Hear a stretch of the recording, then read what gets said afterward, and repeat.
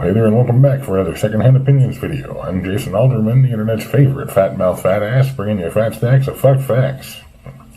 President Trump is fed up with this continuance of Russiagate and tells Pelosi and Biden boys that he wants them on the witness stand along with Whistler Eric Ciaramella and likely his lawyer. Even if they say no, they won't be able to sidestep those calls when this moves from the House to the Senate and the theater becomes legal with consequences for all. It appears that Brandy Fortson, a Corvallis school board member, will allegedly resign after tweeting the phrases, "Sex work is real work," and "Remember children, all cops are bastards." Well, couldn't have happened to a nicer person, I'm sure.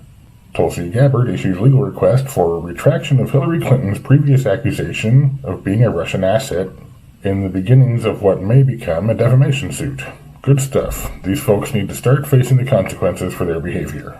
Disney, what is going on here, guys? You've screwed up franchises, connections to Kitty Diddler and his island, as well as the news agencies that are trying to cover up that story. You're raking in the cash daily. Why no upkeep? Tarzan's treehouse is down because a patron broke a board in the bridge to the attraction by jumping up and down in an effort to show his child that the bridge was safe. Has the House of Mouse become so large that it is toppling itself? Maybe there are simply too many assets to be managed properly under one roof. Transcripts. Written testimony of actual events. A few videos back I posted a link in the Trump phone transcripts in question that began this whole impeachment circus. I'll leave that link in the description here as well, along with the link to the Volcker transcript, which is quite a bit more sizable. It's about 360 pages, actually. But therein, Volcker discloses his thoughts on all of this mess, and you'll likely stumble upon why the Dems have not invited him back for their little show next week. Have a look. You might pay close attention to pages 36, 41, 47, and 79, but what do I know?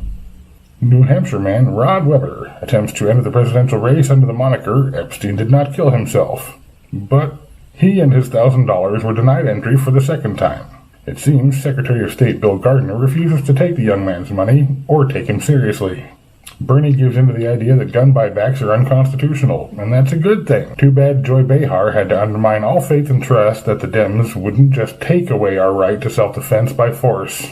AOC blows off the notion, postulated by establishment Dems, that her and Bernie are dragging the party too far left of field than is good for the party, stating they are bringing the party home. Okay, Wingnut. Representative Jim Himes, Democrat, Connecticut, believes you're all too stupid to understand the term quid pro quo, so they're changing the charges once again in another blatant attempt to play three-card Monty with the truth. Aren't we all just about over this back alley scam? Mexico. Mexico. Land of enchantment and cheap vacations. And 58 people buried in several shallow mass graves some 60 miles south of the border. Yep, no need for a wall, folks. No need to worry, nothing to see here, or else you're a bigot. Well, let's all keep pretending like our opinions matter and leave that shit in the comments below. And remember, this is social media, so do all the things. Brandy Fortson, a Corvallis school board member, will allegedly resign. Good time for a burp.